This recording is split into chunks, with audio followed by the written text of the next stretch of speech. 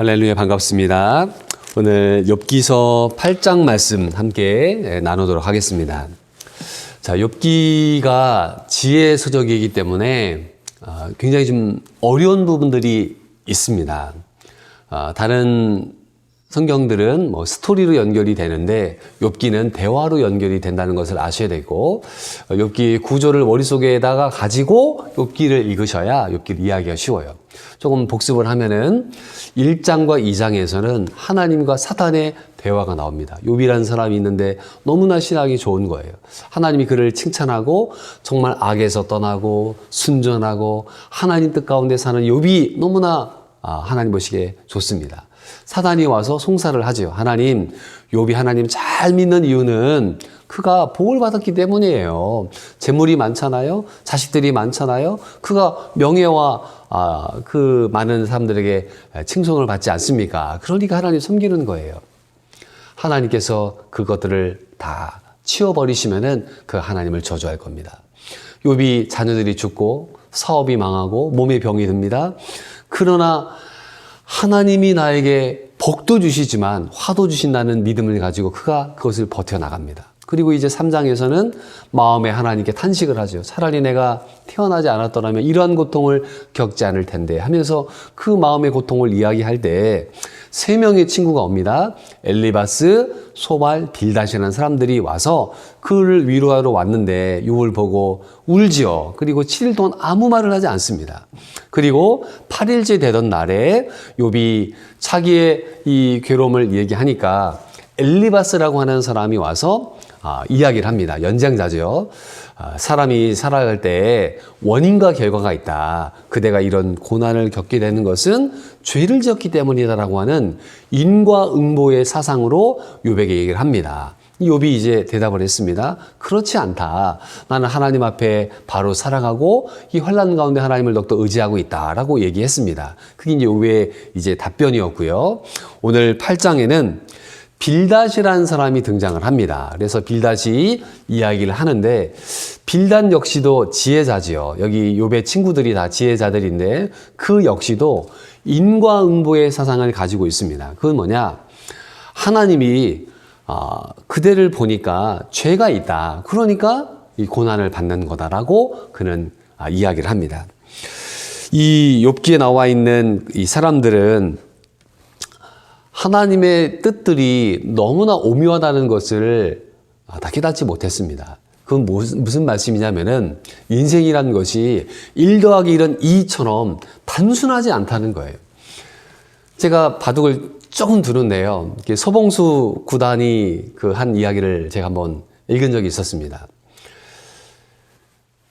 인생이 바둑과 같은데 바둑이 아무리 복잡하다 하더라도 인생만큼 복잡하지 않다라는 얘기를 했습니다. 우리가 인생을 볼 때 내 지혜와 내 경험과 내 삶의 능력으로 그것을 다 깨닫지 못하는 것들이 너무나 많거든요. 그런데 이 빌닷은 인과응보의 사상으로 모든 것들을 바라봅니다. 그래서 오늘 말씀 보면은 4절에 욥의 자녀들이 죽었어요. 그러면은 그 욥의 자녀들은 젊은 아이들 아닙니까? 욥이 한 60 정도가 되니까 한 30대 뭐 요쪽 저쪽 됐을 것 같아요. 자녀가 10명입니다. 그러면 그 가운데 어린아이들도 있겠죠.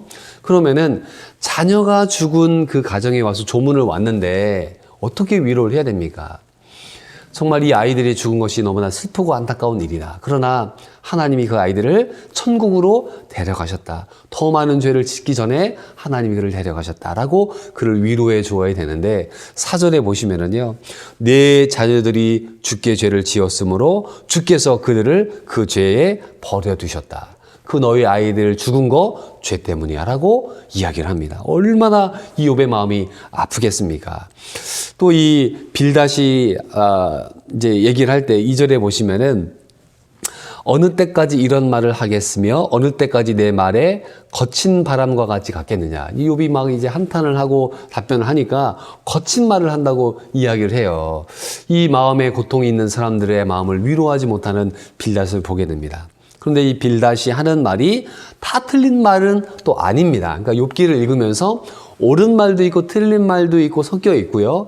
어떤 말은 욥에게 해당되지 않은 말인데 이 지혜자들이 이야기를 합니다. 그래서 오늘 말씀 보면은 이제 욥이 고난을 겪지만은 이제 5절입니다. 내가 만일 하나님을 찾고 전능하신 이에게 간구하고 또 청결하고 정직하면 반드시 너를 돌보시고 내 의로운 소설을 평안하게 하실 것이다. 틀린 얘기 아니죠. 그리고 우리가 좋아하는 구절이 나옵니다. 욥기 8장 7절인데요. 내 시작은 미약하였으나 내 나중은 심히 창대하리라. 우리 성구에 붙어있는 말씀들이잖아요. 저도 개업집에 갔을 때 이 말씀들로 많이 권면을 하고 축복을 했습니다. 그런데 원래는 이 말이 욥이 고난을 당할 때 빌닷이 와서 네가 벌 받고 있는데 그거는 죄를 졌기 때문에 그런 것이고 하나님께 회개하고 돌아와서 하면은 너희가 지금 이렇게 망했지만은 나중에는 이제 하나님 너를 회복시켜 주실 것이라는 말로 위로를 한 것입니다. 그래서 우리가 문맥에 따라서 성경을 반드시 봐야 되는 말씀들입니다. 그러나 이 말씀이 너무나 좋은 말씀이죠. 그래서 우리가 아멘으로 이 말씀을 받지 않습니까? 자, 그러면서 이 빌닷은 보편적인 성공의 이야기, 보편적인 그런 삶의 이야기를 합니다. 세 가지가 나오는데요. 왕골에 대한 이야기, 거미줄에 대한 이야기, 식물에 대한 이야기를 합니다. 그건 뭐냐면은 이 갈대가 물이 많은 곳에 있어야 갈대가 자라지 않느냐. 그 당연한 얘기죠. 그리고 그 갈대들은 시간이 지나면 다 마르지 않느냐. 재물이 다 마를 수도 있다. 또 하나님을 의지하지 않는 사람은 이렇게 망한다. 이 얘기를 합니다. 인생에 의지하는 것들은 다 거미줄 같다. 그러니까 하나님 의지해야 된다. 이게 14절입니다. 그가 믿는 것이 끊어지고 그가 의지하는 것이 거미줄 같다. 우리가 하나님 외에 의지하는 것들은 다 거미줄과 같다. 뭐 틀린 말 아니죠.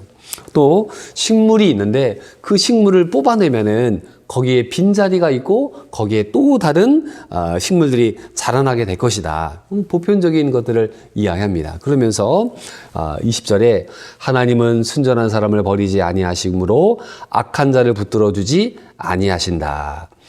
22절에 너를 미워하는 자는 부끄러움을 당할 것이라 악인의 장막은 없어지리라. 이 빌닷의 지혜도 옳은 말들을 많이 합니다. 그러나 그의 말 가운데 잘못된 부분들도 우리가 함께 살펴보았습니다. 몇 가지 우리 큐티 말씀으로 함께 말씀을 한번 살펴볼게요. 첫 번째는 빌닷은 전통적인 가르침을 따라서 인과응보로 모든 것들을 보고 있습니다. 이 빌닷이 좋아하는 단어는요. 3절에 보시면은 정의와 공의라는 단어를 좋아합니다. 그래서 모든 것들을 선과 악으로만 딱 보는 거예요. 근데 인생은 너무나 복잡하거든요. 우리가 알거니와 하나님을 사랑하는 자, 곧 그 뜻대로 부르심을 입은 자들에게는 모든 것이 합력하여 선을 이룬다고 말씀하고 있어요. 때로는 그것이 나에게는 실패로 다가옵니다. 그러나 때로는 그게 실패가 내게 복이 되기도 하고 어떤 것들은 큰 축복으로 여겨집니다. 그러나 그 축복 때문에 때로는 고난을 받기도 하는 것입니다. 그래서 우리가 이 세상에 있는 모든 것들을 선과 악의 논리로만 볼 수 없다는 것을 우리가 아셔야 돼요. 두 번째는 정말 중요한 내용인데요. 남의 불행을 함부로 해석하지 말라는 것입니다. 욥의 자녀들이 죽었잖아요. 그런데 이 빌닷은 본인이 재판관이 돼가지고요. 그 아이들 죽은 거 죄 때문이야. 정죄합니다. 우리는 위로자가 되어야지 심판주가 돼서는 안 됩니다. 심판은 하나님이 하시는 거예요. 하나님이 하시는 거예요. 우리는 위로자가 되고 기도로 돕는 자가 되고 말로 위로하는 자가 될 뿐인 것입니다. 그리고 오늘 7절 말씀 너무나 좋은 말씀이죠. 시작은 미약하지만 나중은 창대하게 될 것이다. 왜요? 하나님을 더욱더 의지하고 하나님 말씀대로 순종하고 하나님께 지혜를 구하면은 이 축복들을 우리가 받아 누렸으면 좋겠습니다. 그래서 새로운 사업을 시작하실 때 정말 하나님께 엎드려 기도하고 의지하고 나가서 시작은 미약하지만 창대케 되는 하나님의 복이 저와 우리 모두에게 임하시기를 주의 이름으로 축원드립니다. 마지막으로 경험보다 중요한 것이 있다는 것입니다. 우리는 지식을 굉장히 중요하게 여기죠. 경험을 굉장히 중요하게 여깁니다. 내가 그거 해봤다. 그러나 더 중요한 것이 있습니다. 그건 무엇입니까? 그거는 하나님의 말씀이에요. 하나님 말씀은 우리의 지혜를 뛰어넘고 우리의 경험을 뛰어넘는 것입니다. 그래서 하나님 말씀을 잘 깨닫는 그런 지혜를 얻을 때 우리가 사람들을 위로할 수도 있는 것입니다. 이 빌닷도 너무나 훌륭한 지혜자죠. 그러나 그의 말이 옳고 틀린 것들이 있는데 우리가 사람의 말을 들을 때도 옳은 것과 그른 것들을 분별할 수 있는 하나님의 지혜가 있으시기를 주님의 이름으로 축원드립니다. 아멘. 기도하겠습니다. 하나님 아버지, 오늘 빌닷의 이야기를 들으면서 때론 우리는 하나님 심판자가 되고 판결자가 되려고 할 때가 많이 있습니다. 주님, 우리가 다른 사람의 불행을 놓고 심판하지 않고 위로하는 자 될 수 있도록 도와주시옵시고, 하나님, 세상에 이 복잡한 일들이 우리의 삶 가운데 일어나지만 모든 것이 합력하여 선을 이루게 하시는 하나님의 법칙대로 이루어짐을 믿고 겸손하게 살게 하여 주옵소서. 시작은 미약하지만 나중에 창대케 된 하나님의 법칙이 우리 가운데 임하기를 원합니다. 하나님, 그러나 우리가 불순종하면서 하나님 말씀대로 살지 않으면서 복받기를 바랄 때가 얼마나 많습니까? 주님, 저희들의 허물을 용서하여 주시고 하나님 앞에 순종함으로 복 주시는 하나님의 붙잡게 하여 주옵소서. 한 해를 마무리합니다. 주님, 저희들에게 분별력을 주시고 하나님 뜻대로 살아갈 수 있는 용기와 힘을 공급하여 주시옵소서. 예수님의 이름으로 감사하며 기도드리옵나이다. 아멘.